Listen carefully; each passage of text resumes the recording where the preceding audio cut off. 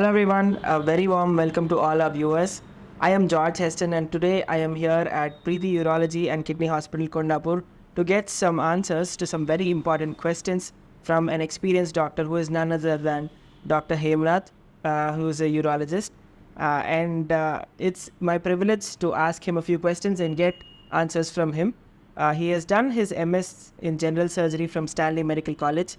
He has done his MCH Urology from Madras Medical College. He has received a gold medal from Tamil Nadu Medical University, and he also did his fellowship in endourology and laparoscopy. So, hello sir, it's a privilege for me to ask you a question. Thank you.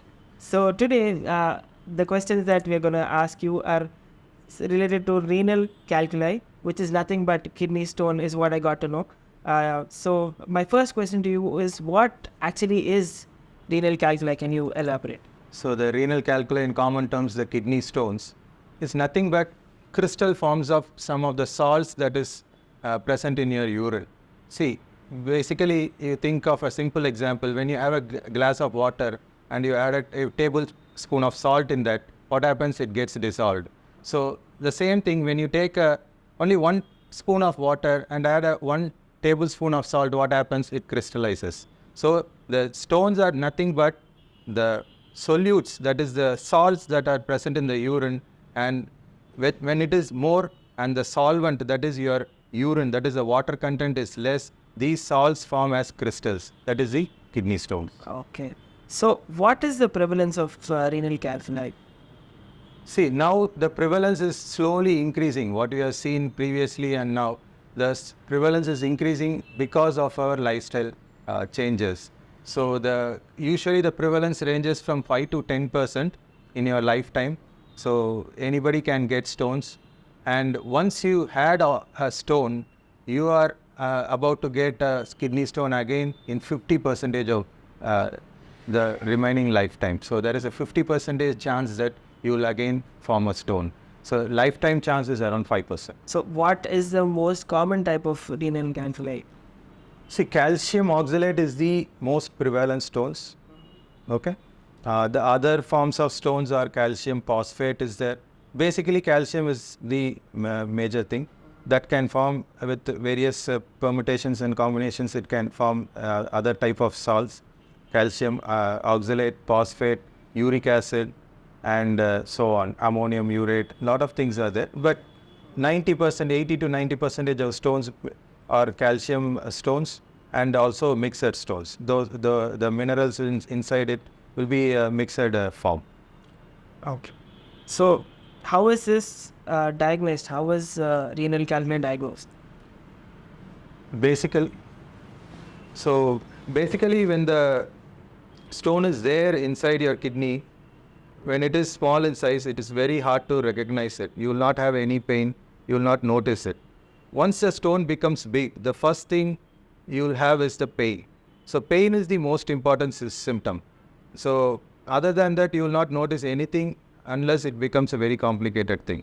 So pain, whenever you have pain on the sides coming to your front near the bladder area, may be an indication of stone. So you have to go and get a scan done. So that is the first thing. And when the stone is blocking the urinary pipe, that is the ureter, then you will have vomitings, and sometimes when there is infection, you will have fever, and when it comes near the bladder area, you will have blood in the urine, or you will have pain while peeing. All these are the initial symptoms. When it gets complicated, you will have fever, other kind of things. Okay, this is the basic thing. Pain is the most important thing. Yeah. So can calculi just pass spontaneously? Yes, most of the stones pass spontaneously. That depends basically on size. So kidney stone size is very important. That's why detecting it early is very important, so that we can give some medicine so that it can pass spontaneously. The most important medicine is, of course, water. So if you take more water, the stones can pass out. So that depends on size. Whenever the kidney stones, generally we take it as less than 8 mm as a cutoff, generally. But we have patients for whom we have done surgery, we need to do a surgery for a 3 mm stone also. That depends. So the tube size inside your body vary from person to person. May not be the same size for everybody. So there is no rule that this stone should pass out. So that depends on, again, our body habitus, how the tube inside. If it is wide enough, even 10 mm can pass out. If it is small, even 2 to 3 mm can get stuck. So that depends. But generally, we take it as kidney stones more than 8 mm, less than 8 mm as to divide it into big stones and a small stone. Oh. So, what are the factors that can affect the management of renal calcium? Again, the size of the stone is very important. And the location of the stone is also very important, and number of stones are also very important, and the patient symptoms, how the patient presents. So if the patient is having severe pain, not responding to any of the medicines, then probably we need to do minor surgery to remove those stones. So that depends on the size, patient factors, the shape of the position of the stone, and the number of the stones. So whenever the stones are big, we need to go and remove the stones. Whenever it is small, we can try medicines. So we've talked about the risks. You've explained clearly about how it is caused and what are the important factors for all of this. So what is the treatment that is available for renal calcium? So first thing is pain management. First, when the patient comes with severe pain, we need to control the pain. Some painkillers, some medicines for the vomiting control. All these are the initial management. After that, when we do scan and see the stones, where it is and how big it is, how many stones are there, then we will plan the treatment accordingly. If it is a small stone, we can give some medicines for the stone passage, and we can wait for 2 to 3 weeks for the spontaneous passage. If it is not happening, or when the other problems are there for the patient, then we need to move on to the surgery part. So now the surgery has become minimally invasive. All are endoscopic surgery and laser procedures. So the surgery itself becoming very, very, very minimally invasive, and the recovery period is very high, very less. So we do all endoscopic. Already there is a urine passage. So we use that natural passage, go inside to remove the stones, most of the stones, when the stones are less than 20 mm size. So we can use the natural tract of the urine. And from the bladder to the kidney also we can go and do the surgery. Once the stone becomes big, for example, more than 25 mm or 30 mm, probably we need to directly go inside the kidney by making a keyhole on the back side. So that is the next step. So when the stones are big and not reachable from below, we have to go from the back side. That is called PCNL surgery. The endoscopic surgeries are the URSL and the RIRS, that we go through the natural passage. The other thing is the PCNL surgery. So these are the latest available treatments for kidney stones. Okay. So one final question, doctor. So what are the general measures that can be taken to prevent recurrent stone formation?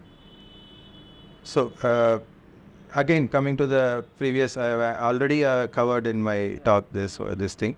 So first important thing is your water intake. So for all type of stones, not only for calcium stones, all the types of stone, the common denominator is the amount of water you take. So basically the kidney should produce 2.5 liters of urine to make it a dilute urine. For that, you need to take an extra liter of water. So 3 to 3.5 liters is the recommended water intake for stone patients. So that is first thing and the foremost thing. And the second thing is the salt intake. So generally we tell the salt to be reduced to 5 millimoles. In common terms, we can say reduce your salt intake by 50%. Whatever food items, even your routine diet, no extra added salt. That is table salt. You should not add extra in anything. And also the cooking salt level should be less. That is the second thing. These two are common for all type of stones. And the third thing is you can reduce your animal protein intake. So animal protein becomes uric acid in the urine, so that uric acid can form stones. So this is also an important thing. It's not to avoid everything. What I am telling is to restrict these things. Okay. The calcium intakes, a lot of people have a myth that calcium should be, you are telling that the stones are calcium. So should I cut down my calcium in my diet? No. So calcium intake should be moderate. Quantities of calcium should be taken. That should not be restricted.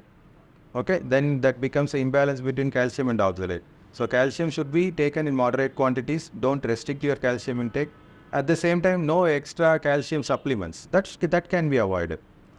So the other thing is that oxalate food containing rich oxalate food items like tomato, palak, cabbage, cauliflower, berry fruits, nuts, dry fruits, tea, coffee, chocolates. These things can be reduced, not avoided. I'm telling again, not avoided. To reduce the quantity of these food items. You'll have a diet which is covering all type of stones. Okay. So basically, more water, less salt, less animal protein, less oxalate containing foods. That's it. Thank you so much, Doctor, for the wealth of information you've shared with us and especially our viewers. I'm sure a lot of us, including me, I have learned a lot today, and I'm sure our viewers are also, they've also known a wealth of information. And it's not just, it's not just okay to learn about something, but as everyone say, you have to put it into implementation. So I hope our viewers have learned a lot from Dr. Hemnath's expertise, and we can avoid it by the measures that doctor has mentioned. And just in case you have already in that situation, doctor has clearly mentioned what we can do. So thank you so much, doctor, again for your time. Thank you so much. Thank you for the wealth of information. Yeah, thank you. Thank you so much. Thank you. Thank you so much for having us. Thank you.